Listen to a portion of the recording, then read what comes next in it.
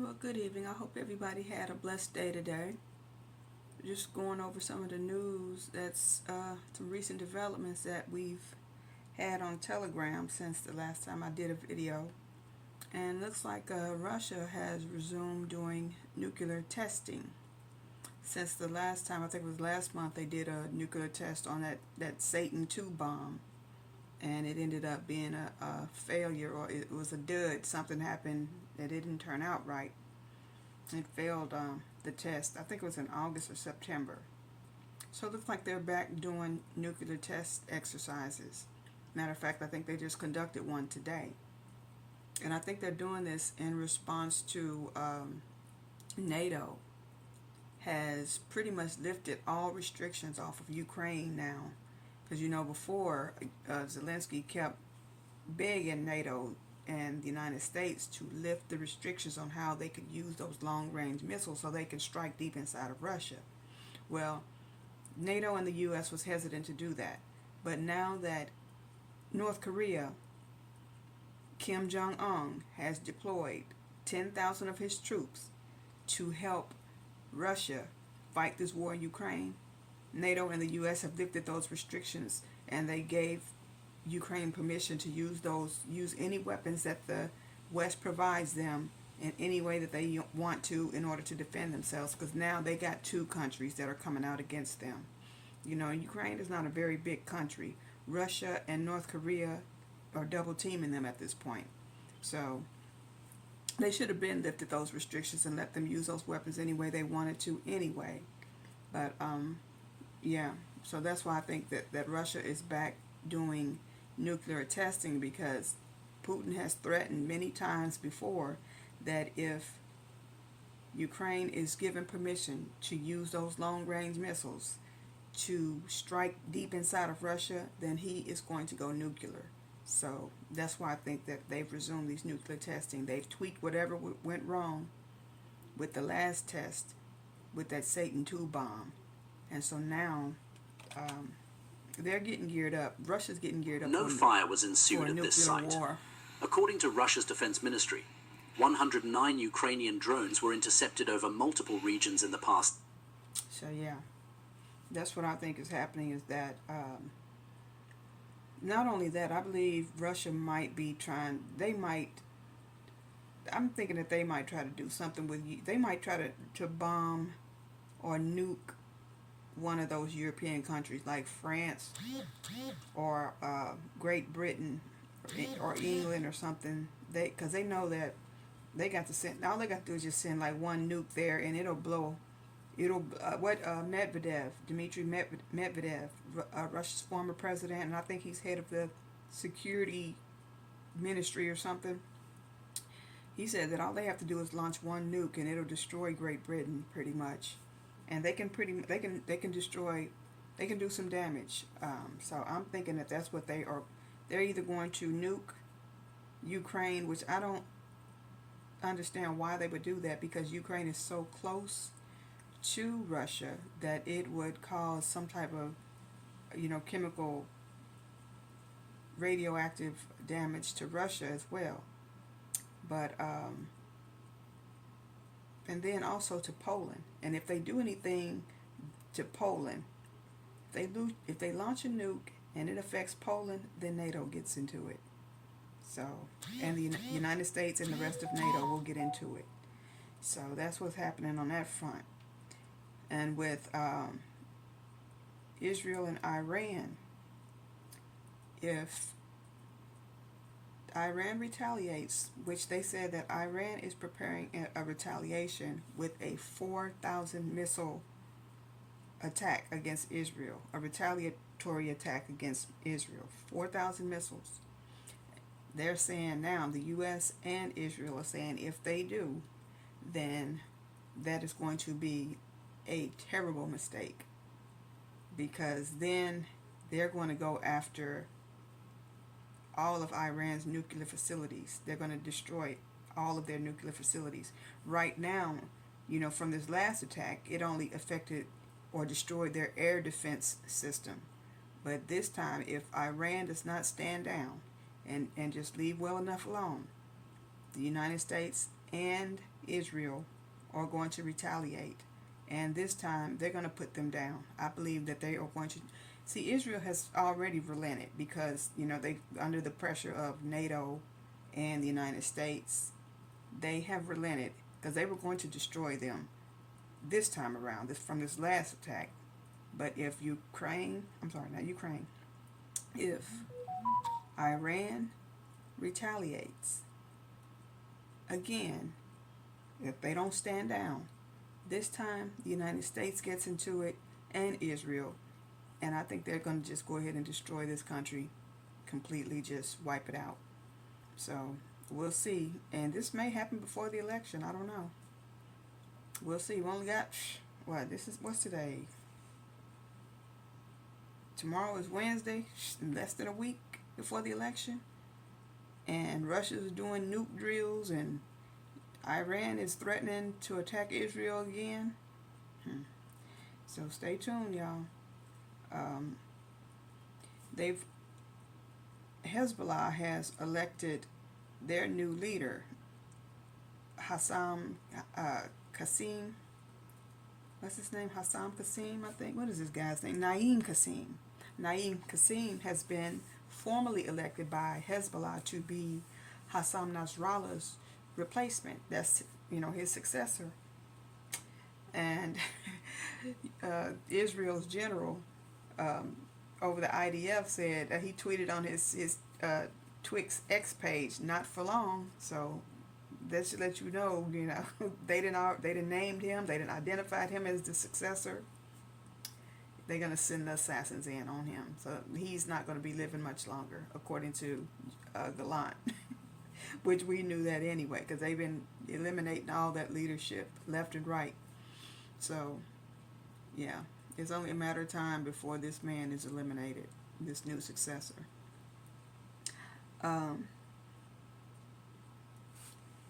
Another story that came out, where is that at? Where did that go? This lady that they suspected of leaking those documents, that information about Israel's retaliation before they did it, and it was leaked onto Telegram. The lady that they suspected of doing it, she was working in the Pentagon, and she had a security clearance, a national security clearance. Her name was Ariane Tabatabai, and she was an Iranian immigrant employed at the Pentagon with a security clearance, a top-level security clearance at the Pentagon. That's who they suspected of leaking this information onto Telegram. So guess what they did to her? They transferred her to the Department of Education, where she doesn't have access to highly sensitive classified information that does not pose a risk to national security. So they transferred her to another government position within the Department of Education. This woman should have been fired. Her security clearance should have been revoked. She should have been fired from the government for doing that. That's an act of terrorism. That's an act of treason to leak those documents onto Telegram. What she did, that was an act of treason. That was an act of domestic terrorism. And to just only transfer her to another government department, the Department of Education, was asinine. This woman should have lost her job and her security clearance and been arrested, because you don't know what other information that she has been exposed to, that she has in her possession, that she may have possibly leaked to Iran at this point. But that's what they do. Them people, they let them come over here and do whatever. Look at her. She's got a high-ranking position in the government, and look what she did. That's just the things that they caught her doing. You don't know what else. You don't know what other type of classified information she's leaked to Iran. You just don't know. This woman should have been arrested. You don't transfer her to another government department and let her remain employed with the government. Sometimes I wonder what these people are working with for real. What type of brains are they working with? I really do. But that's her name, Ariane Tabatabai. And she is an Iranian immigrant. So I guess she's got her citizenship because she's employed with the federal government. But they just transferred her when they should have arrested her. They should have fired her and arrested her for doing this, because this is no joke. These are war issues. And this woman is leaking this highly classified information on the Telegram. And the reason why she chose Telegram, because she knows that they can conduct all type of terrorist activities and criminal activities on Telegram and and go undetected. But once them feds get on you and start investigating you, you can't hide nothing. So they must have knew she did this, and they quietly just transferred her rather than indicting her, arresting her and indicting her, which is what they should have done. So I don't get these people. I really don't. What else is going on? Let me see. I wonder why Israel don't trust America with, giving information. I don't blame Israel in the least for not sharing all of my intel with them. I don't care what they give Israel. Israel should not be that naive to start sharing all of their intelligence information, because that all of it will get leaked. Okay. What else is happening? I already talked about the Sahara Desert flooding. Man, there's so many floods all over the world that's happening. Every continent is being flooded. I mean, just submerged in Spain, Italy, all these countries in every continent. Africa, Europe is just being submerged, I'm telling you. Catastrophic. Asia, India, catastrophic flooding. So every time you turn around, it's a new country, or it's a new city or town or village in a country that has been completely destroyed by flooding. Every single day on every continent except Antarctica, because ain't nobody live down there, and they don't get. You can't monitor the weather in Antarctica that closely, but all the other 6 continents are being tore up. If it ain't a volcano eruption or a typhoon or a hurricane or a flood, this earth is being tore up.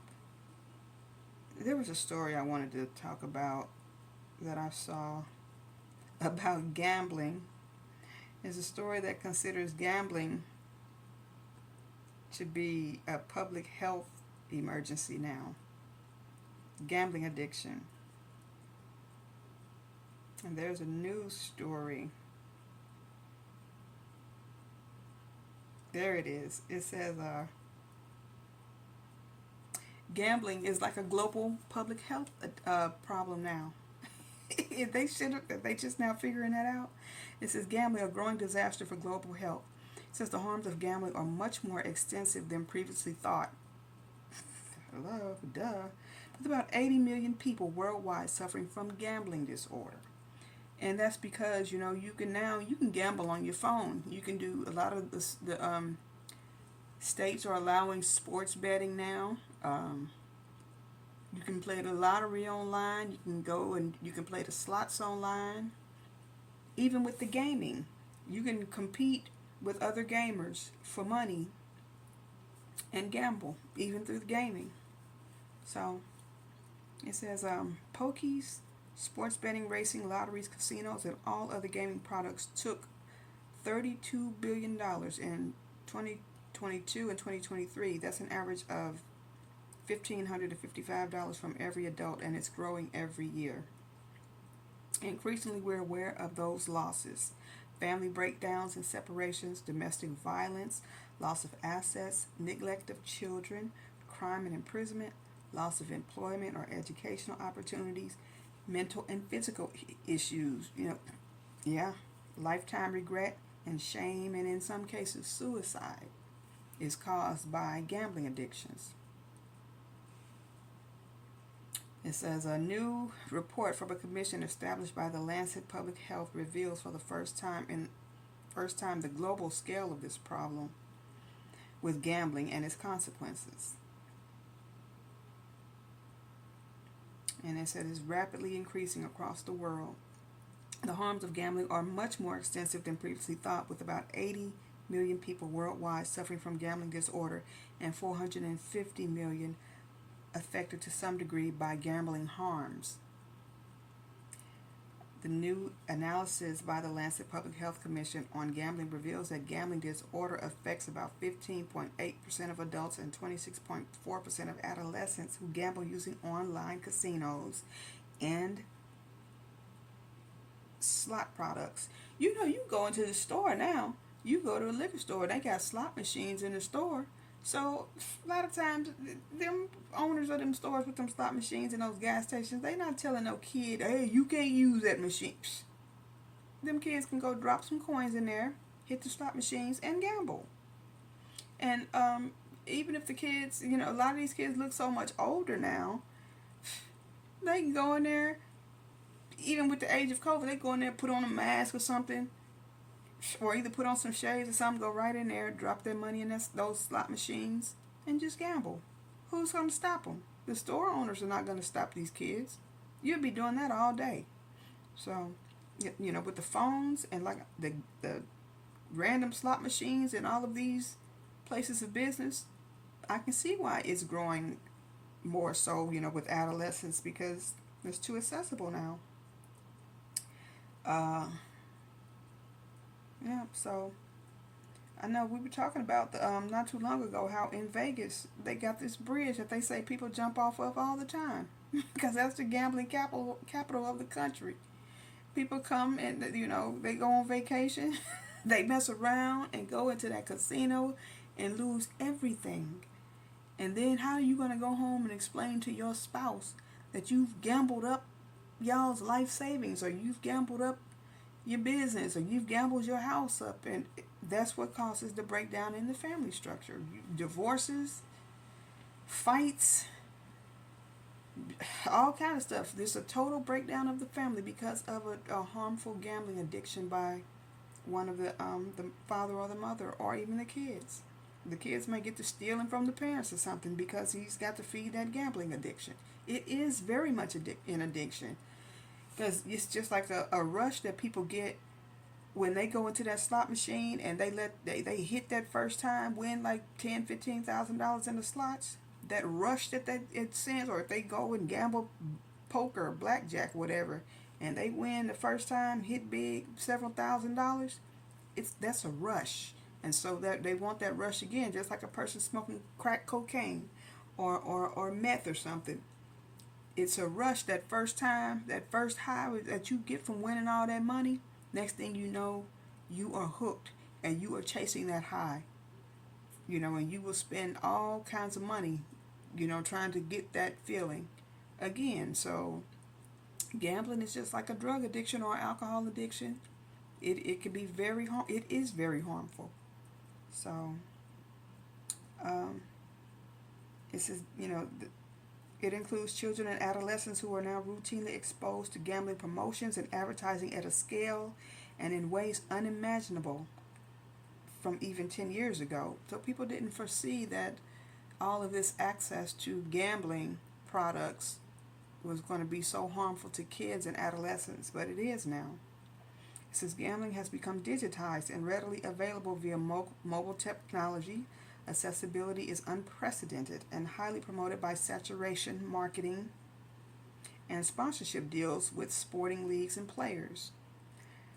The Commission's report highlights that early exposure to gambling promotions and to gambling increase the risk of developing gambling problems later in life. Children and adolescents are particularly at risk, attracted by the allure of easy money. Children, grown-ups too, even old people. The game-like aspects of many online gambling products and carefully cultivating associations with sports. So yes, children are drawn to, because people love sports anyway. So if you can gamble and place a bet on your favorite team, that makes it even all the more enjoyable. Like I said with the gaming, the competition just in gaming is fun anyway. But then you want to put the icing, the cherry on the top, and raise the stakes and put some money into it, and gamble on top of that. That makes it even that much more fun. So that's gambling is highly addictive, and I can see why it is. You can play people all over the world and gamble with them, and whoever loses, okay, you put your pot in to some type of online account, and then whoever wins, they get cashed out the money, or transfer the money electronically. Whoever wins the competition. That's how that works, and it's very addictive. And it'll cause people to kill other people too. Just like there was this one boy that went and shot up a gaming competition. This was a live gaming competition. It wasn't virtually. This was like an in-person gaming contest. And one boy came back and shot up several people, afterwards because he lost. And it might have been some money involved in that, the reason why he did that. It says, additionally, gaming disproportionately affects disadvantaged groups. Yes, because the lottery is a poor man's, it's a poor man's tax. That's what they call lottery. You see people all the time in the gas stations and the liquor stores buying spending all kind of money on lottery tickets, and you're thinking, I just to be thinking in the back of my mind, you ain't doing nothing but buying paper that you're gonna just throw away. But yeah, it's more or less, it's rich people gamble too now, because they have high stakes gambling where they go to the casino and put up large bets and stuff at the sports books and stuff like that.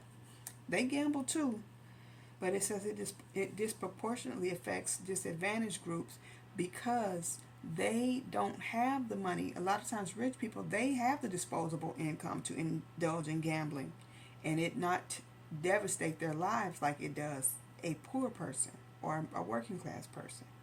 Sometimes a rich person, they got the resources and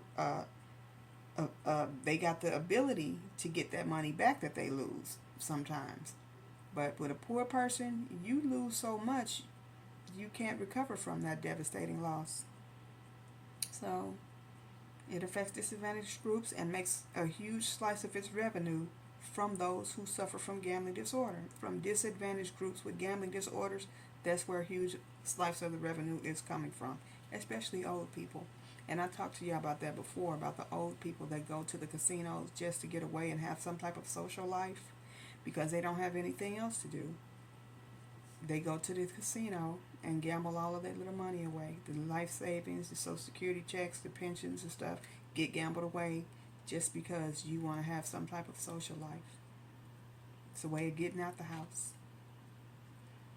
Says the report highlights the rapid expansion of the gambling ecosystem globally, with high, middle, and low income countries now all in the sights of gaming giants, of global gambling giants.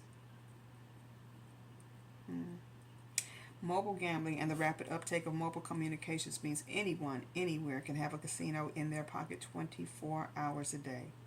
The global growth trajectory of this is now phenomenal, with gambling revenue that is losses by gamblers, because that's what it's revenue for the people in the gaming business. Anytime you lose, they gain, they win. So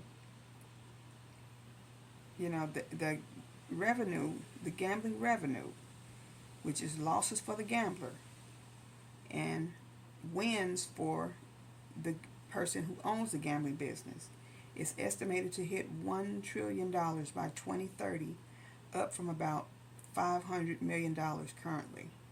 $1 trillion by 2030, that's what, less than 6 years from now? So this is a problem. This is a major problem. That's why whenever people try to, I've had people try to befriend me and try to get me to hang out with them, and when I see they got gambling problems, I kind of feed them with a long handled spoon, because anytime you got somebody with a gambling addiction, their vices can quickly become your vice. Their vices can quickly become your vices because that's a way of bonding with people. Sometimes people have these, like you see these seniors go on these bus trips out of state to go on these gambling trips. That's their way of bonding with other older people.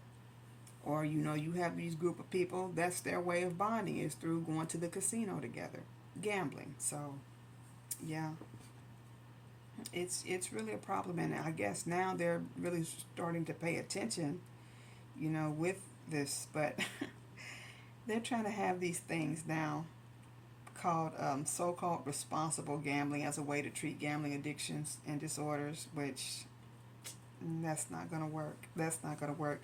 The only way you can only way that you can help a person resolve their gambling addiction is through therapy, and abstinence, or either they got to suffer some type of really devastating catastrophic loss, such as a divorce or a loss of a business or a house or something like that, or either be put in a position where they just can't gamble anymore because they don't have anything to gamble with. That's the only thing that I think, or incarceration if they do something illegal to feed their gambling habit. That's the only way that they're going to be able to stop the person from gambling, or unless the person just gets saved and get baptized, and God comes in and change their heart, their mind, and their thinking. That's the only way. That's the guaranteed way that they can stop gambling. But responsible gambling, no. It's the so-called responsible gambling approach, labeling individuals as problem gamblers and directing attention away from highly addictive, expensive, and intense gambling products such as poker machines and online wagering platforms incorporating sophisticated features that promote deep immersion and loss of control. These have been carefully developed to maximize the amount of time and money lost. Yeah. Meaningless messages calling for self-control have little impact in the face of such technologies. Right. They'll have some stupid phone banner or some stupid banner up there saying, if you have a gambling problem, please call 1-800-BETS-OFF or something stupid. Thinking that some people look at that sign and go right to that slot machine or go right to that blackjack table or that poker table. Them signs, them things ain't doing nothing. And they really don't want them to do anything. They're just only required probably by law to post those numbers and stuff up there. Them people ain't thinking about that because a lot of them don't want help because they don't think they have a problem. So yeah,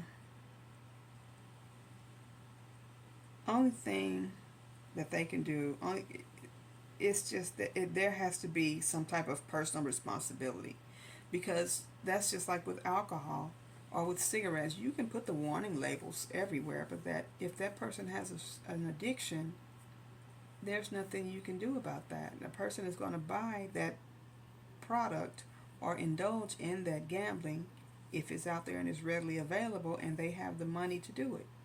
There's nothing you can do about that. That's a personal issue that needs to be addressed medically and psychologically and spiritually, in my opinion.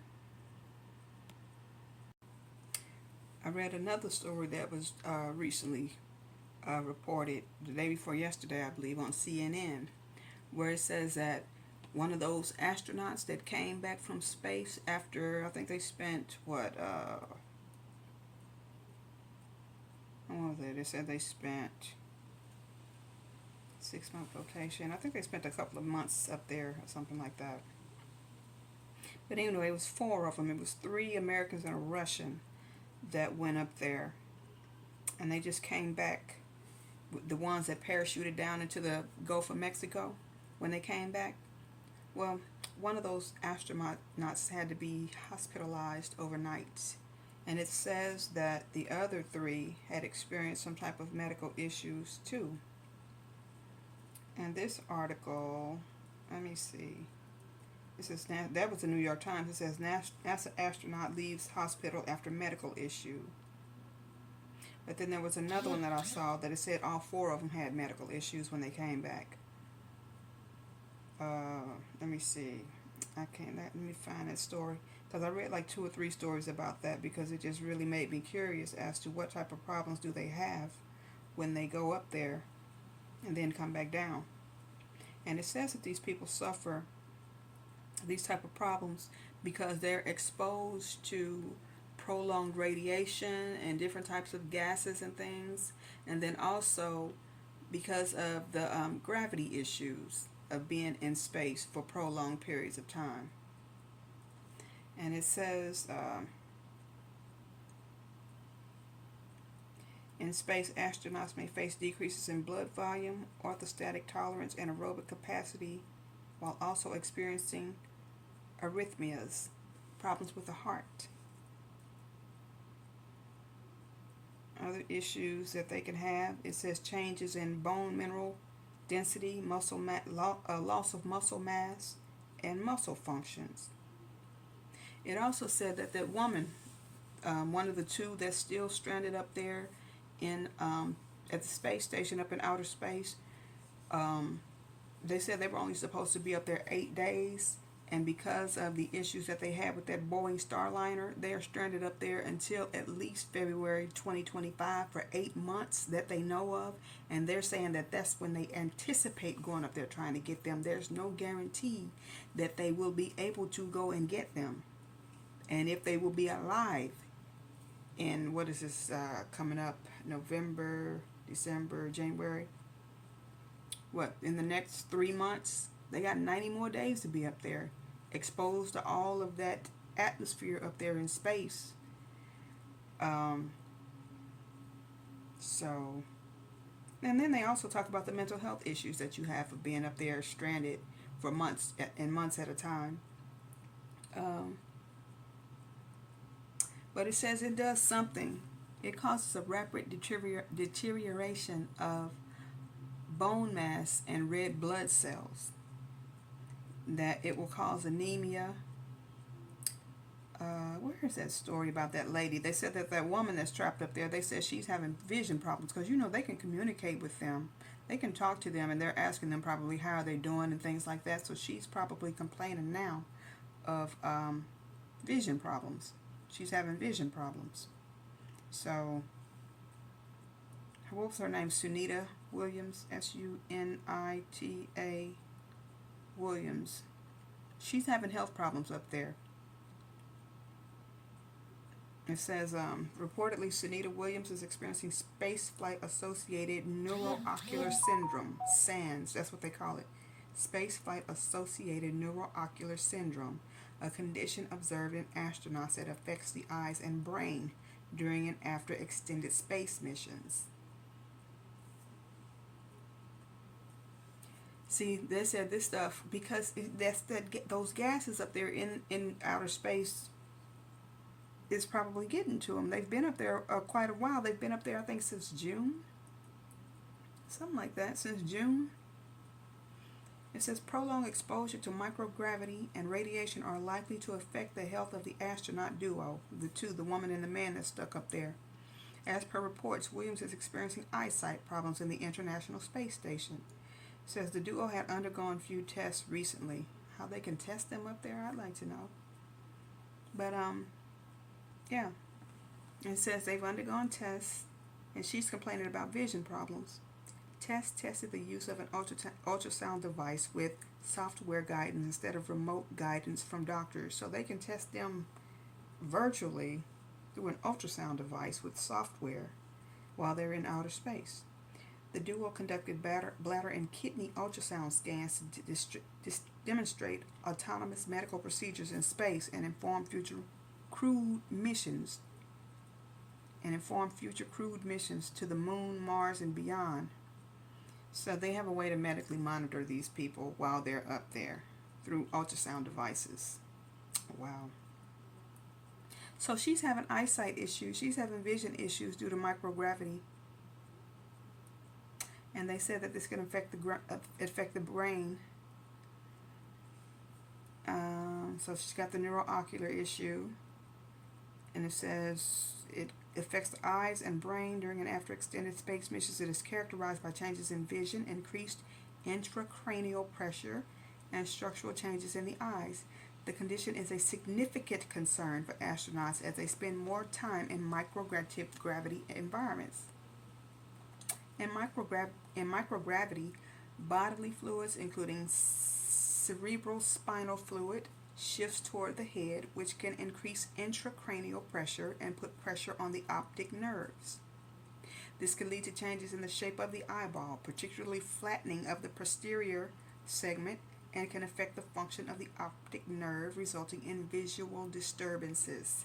The symptoms can persist even after returning from Earth. It can cause a decrease in muscle mass and bone density.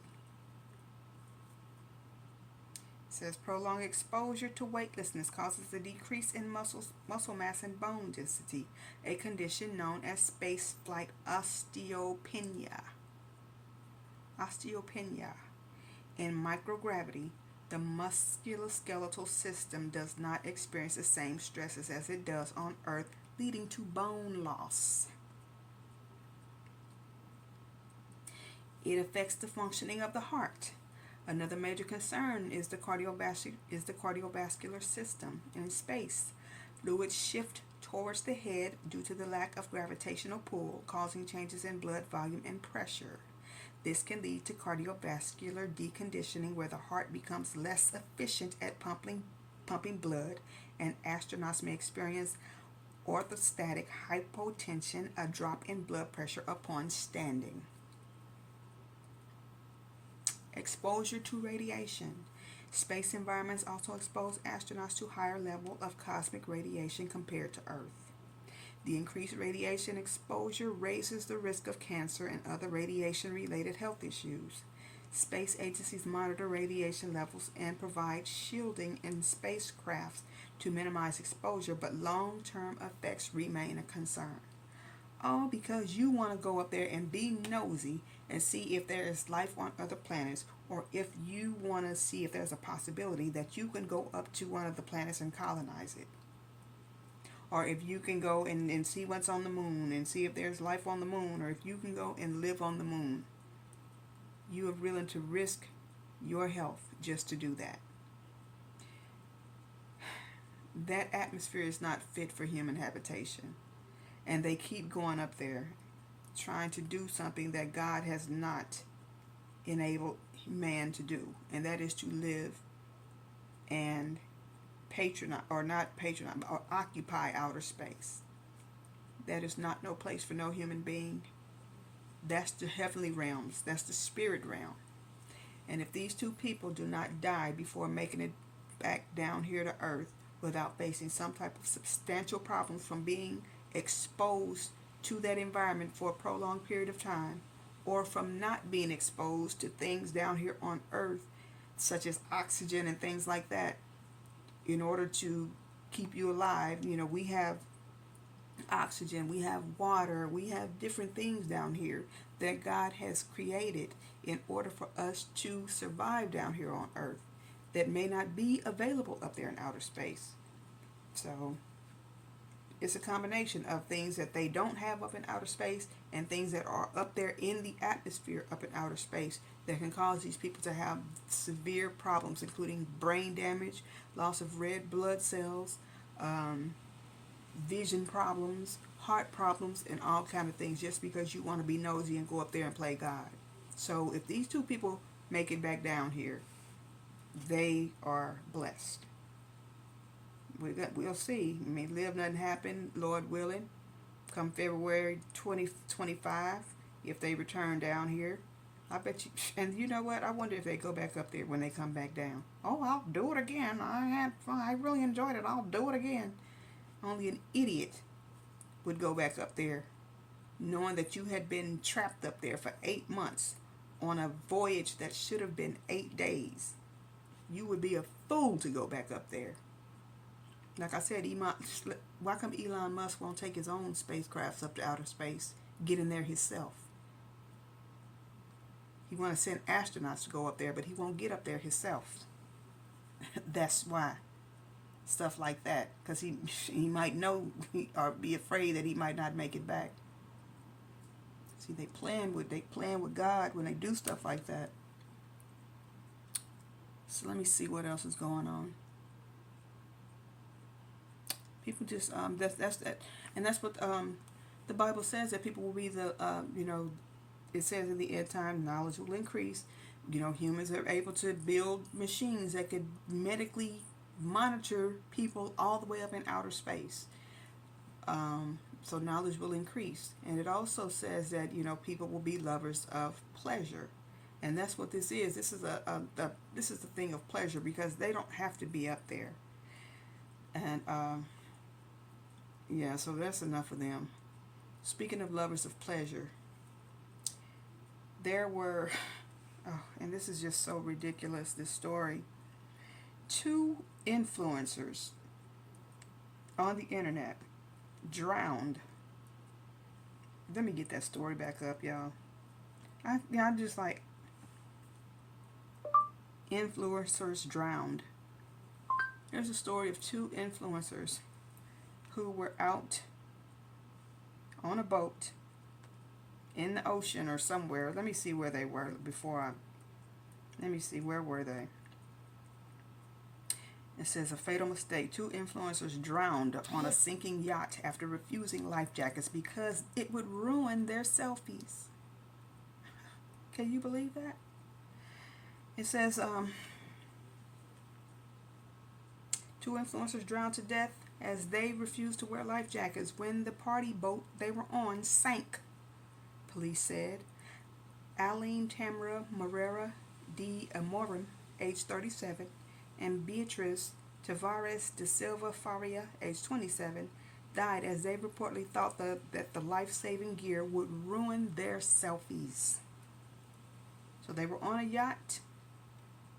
The boat sank, and because they refused to wear life jackets, they died. They drowned for vanity, to stun on the internet. So it says they drowned to death. So one of them died when a wave struck they died when a wave struck the party boat that they were on with friends.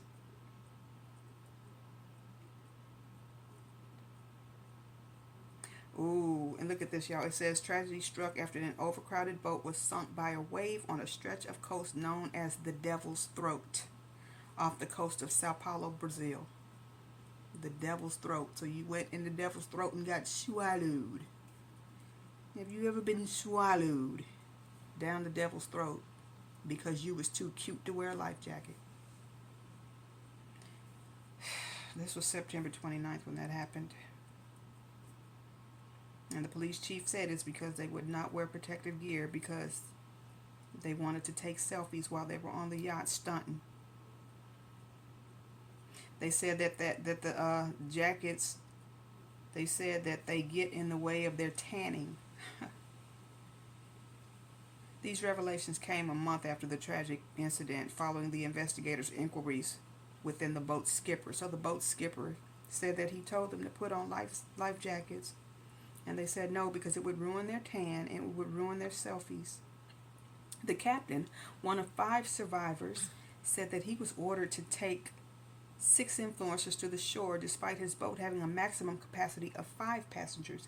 He added that the boat was too heavy to save after the wave struck. Police are now trying to establish if their deaths were a tragic accident or preventable. Commissioner Alfino added, all this is being determined very calmly to conclude if the fatalities were based on recklessness or negligence. But if they wouldn't wear, they probably would have survived if they had life jackets on, because they could have been rescued.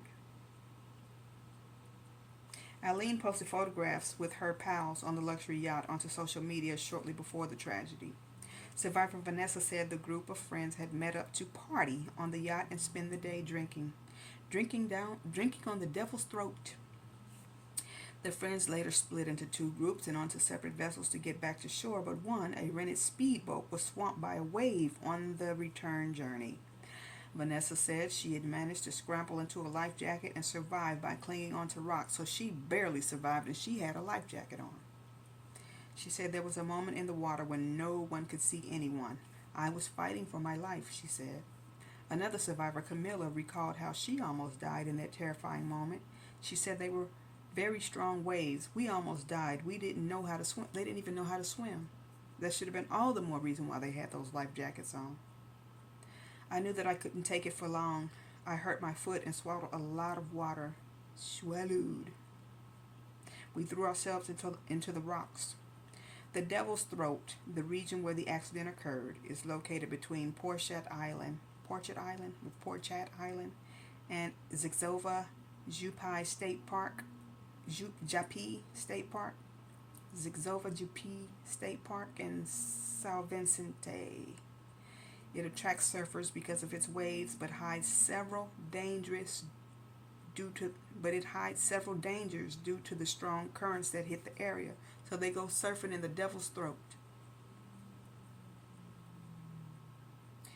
Go surfing and yachting in the Devil's Throat. That's bold in itself. To even go surfing at a place or going yachting and gallivanting in a place called the Devil's Throat. They lost their lives. This was recklessness on their part, and it doesn't seem like it was negligence on the boat operator or the skipper or the captain's part. So they should have had those life jackets on, but they want to stunt for the gram or stunt for whatever social media site they're on, just for likes. You died for likes. That's crazy. Speaking of another thrill-seeking death or accident, fatal accident. It wasn't an accident. It's just you died because you were looking for a thrill. There was a skier. Her name was Matilda Lorenzi. Let me get her story up here. Matilda Lorenzi skiing. This young lady died during a training exercise. She's a professional skier. Hold on, Matilda Lorenzi, death. She died while training. According to The Guardian, promising Italian skier Matilda Lorenzi has died from her injuries after a crash in training in northern Italy, the International Ski and Snowboard Federation said on Tuesday. She was 19.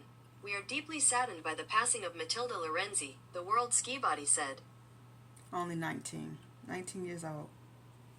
Lost her life skiing down probably went on a tall hill skiing, and just once you start tumbling down a hill, if it's the right size hill, you're gonna break every bone in your body. You're gonna have head trauma because you're gonna hit your head tumbling down that hill, and it's just nothing nobody can do. You can't even stop yourself once you start tumbling down that hill. So that's a very tragic way to die, but she was only 19. She didn't have to die that way because she didn't have to participate in such a dangerous sport as skiing down a tall hill. But they do it for the thrill, they do it for the money. And so that's you're pretty much playing with fate, because you know that there's always a possibility that you can fall and you can roll down that hill and lose your life. But you're doing it for the glory and you're doing it for the money. So thrill seeking. That's all that is. These deaths were very much preventable. So what else is there to talk about? That's about it. So in the upcoming days, we're going to see, there has been helicopters and military police, they say, being dispatched to the White House in anticipation for any violence that is going to happen because of this election. Because I keep forgetting, yes, Kamala she does spend a lot of time at the White House. Yes, she's the vice president, so they need to have that place crawling with cops and military, because she's at a heightened threat to her safety at this time. And after the election too, once the results are in, if she wins, she's going to be at a heightened threat of safety. So they're getting prepared. They said they spotted helicopters and military police all around the White House, because they want to be ready for if another insurrection is attempted. They're going to be more prepared now if these people try to go up there and storm the White House or the Capitol or any of those government buildings. So that's a good thing. So, all right, y'all. I'm going to go ahead and end it on this, and I will post the stories up there, and I will talk to you tomorrow. Peace. Be blessed. Early morning, today, Ukrainian drones reportedly targeted 2 distilleries in Russia's Voronezh region. 2 employees sustained minor injuries when a drone strike triggered a fire at one of the distilleries. The blaze, which started just after midnight, damaged multiple buildings, equipment and vehicles, along with a nearby residential structure and a power line. A second drone struck another facility, damaging the roof of an outbuilding and a storage container. No fire was ensued at this site. According to Russia's defense ministry, 109 Ukrainian drones were intercepted over multiple regions in the past day. Kiev says the strikes, which often target energy infrastructure, are in response to Russian bombardments of Ukrainian territory. Russia has launched an overnight airstrike in Ukraine's Kharkiv, leaving 21 injured. Rescue teams continue searching for survivors and stabilizing the impacted areas. Ukraine has been building itself up through global alliance, and now President Volodymyr Zelensky has said that cooperation within the Ukraine plus Northern Europe format is gaining speed. Я вдячний кожній країні з цього нашого формату: Фінляндія, Швеція, Норвегія, Данія, Ісландія. Ми будемо говорити з нордиками про нові принципові кроки, які можуть посилити тиск на Росію за цю війну і заради чесної дипломатії. Тож, дипломатичних новин і нових пакетів підтримки України має бути наступного тижня більше. This is strategic importance as the 5 Nordic countries now enjoy the NATO membership that Ukraine has been urging for. Last year, these countries said they would support Ukraine in its struggle to drive out Russian forces for as long as it takes. On the other hand, Moscow has said the NATO expansion was a dangerous historical mistake that would force Moscow to take countermeasures. Bureau Report, NewsX.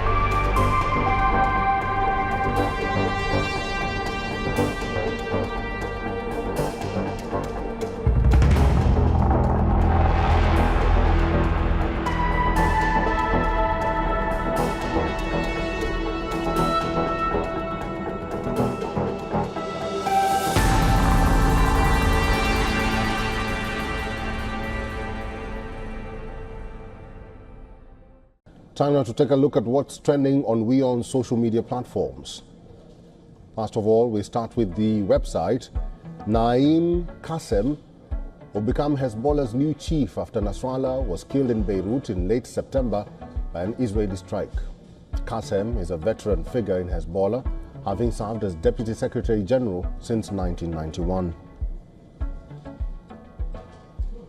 On YouTube, Israeli parliament passed a bill that bans the United Nations Agency for Palestinian Refugees, UNRWA, from operating in Israel and occupied East Jerusalem.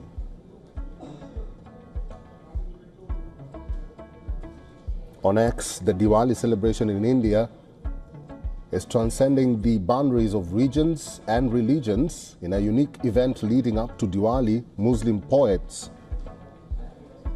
recited an Urdu version of the Hindu epic Ramayana.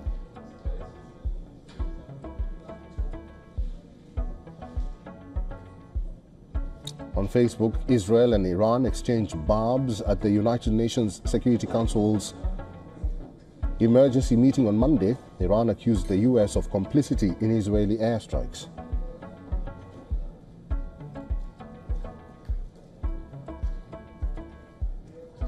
For all the latest news, download the WION app and subscribe to our YouTube channel.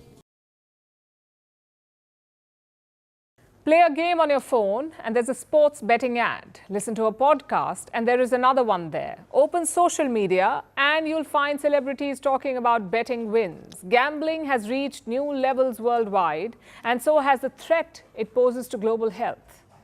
A new report is out. It says 450 million people have been harmed by gambling the world over. 450 million people. They've been harmed from the risk of financial ruin to family breakdown, increased risk of suicide, domestic violence, and loss of employment. Whether personally, professionally, physically, or mentally, 450 million people face some kind of negative consequence because of gambling. And out of this, at least 80 million people face severe consequences. They suffer from what's being called gambling disorder. This is a mental health condition. It involves compulsive gambling for the rare high from wins, denial that there is a problem, and the inability to call it quits. Gambling addiction is a lot like substance addiction. It is a vicious cycle. It is difficult to break, despite the losses, despite the guilt. And today, millions are going through this, both young and old. About 16% adults and 26% adolescents who gamble suffer from this disorder.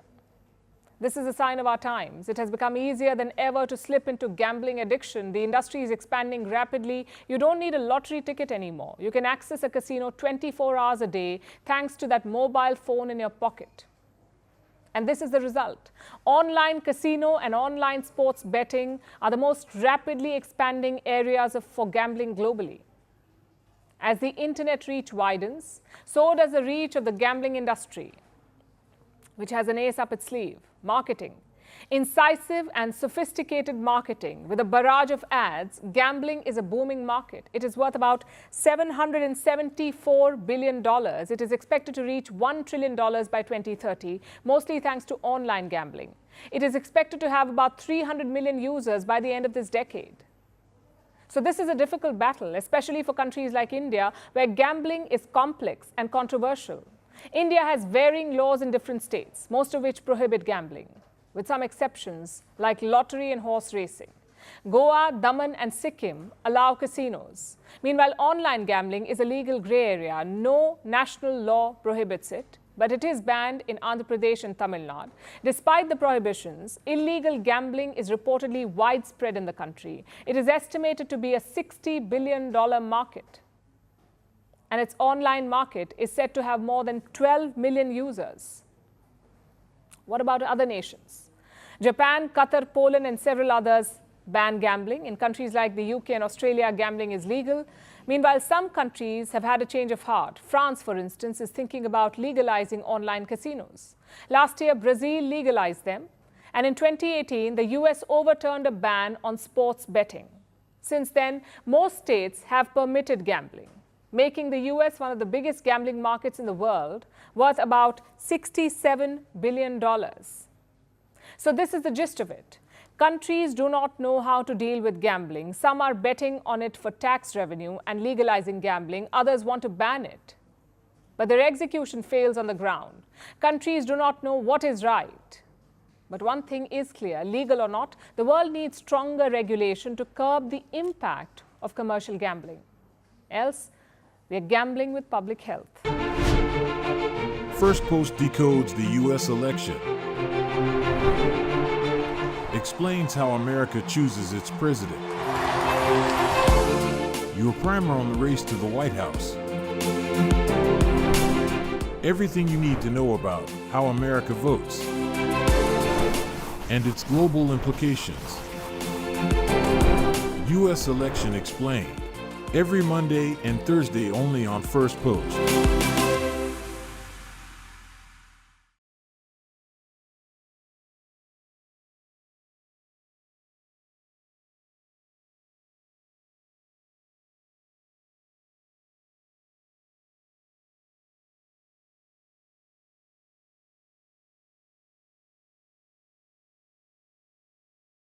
Astronauts Sunita Williams and Butch Wilmore are stuck in space for over 50 days now. And now Sunita Williams may just have to stay in space till February 2025. NASA is working with SpaceX to rescue and bring back the astronauts. The two of them are stuck in International Space Station as the Boeing Starliner remains unsafe. A 10-day space mission has now turned into an uncertain journey. Our next report gives you a complete picture. Over 50 days and counting. NASA astronaut Sunita Williams is still stranded in space, along with her fellow astronaut Butch Wilmore. We don't have a major announcement today relative to a return date. We're making great progress, but we're just not quite ready to do that. The two are stuck in the International Space Station after their Boeing capsule was plagued by thruster failures and helium leaks. Let's go forward into Starliner, where there was a little bit of action the other day. So I'm going to lead you down through the PMA 2 into Starliner. This delay has triggered health concerns for the stranded astronauts, including rapid bone density loss due to microgravity, losing muscle mass, fluid imbalance from either dehydration or from an overload poses a potential risk. And with isolation and confinement on board the ISS, concerns over their mental health has also risen. But NASA insists all is well despite a 19-day deadline looming. The team is doing great. The joint Boeing and NASA team is doing well. They're working side by side with each other every day.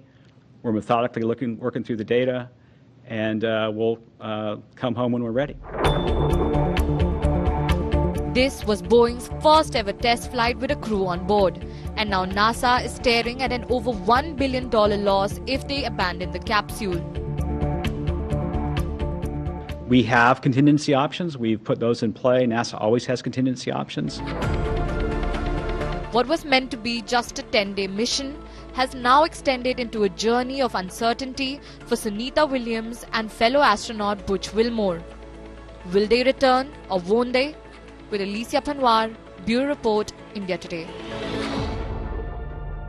Two influencers drowned on sinking yacht after refusing life jackets because they'd ruin selfies, police chief says. Aline Tamara Moreira de Amorim, 37, and Beatriz Tavares de Silva Faria, 27, died as they reportedly thought the life-saving gear would ruin their selfies. Tragedy struck after an overcrowded boat was sunk by a wave on a stretch of coast known as the Devil's Throat off the coast of Sao Paulo, Brazil. Police revealed two women refused to wear life jackets on September 29. São Vicente Police Commissioner Marcos Alexander Alfino shared the shocking reason Aline and Beatriz did not use the protective gear. Commissioner Alfino said, some didn't want to put them on because they were taking selfies. They said that they get in the way of their tanning. These revelations came a month after the tragic incident following investigators' inquiries with the boat's skipper. The captain, one of 5 survivors, said he was ordered to take 6 influencers to the shore despite his boat having a maximum capacity of 5 passengers. He added that the boat was too heavy to save after the wave struck. Matilde Lorenzi, a 19-year-old promising Italian skier, tragically lost her life following a training accident in Val Seniles. During a practice run, Matilde lost control, fell, and sustained critical injuries. Despite being airlifted to a hospital, she did not survive.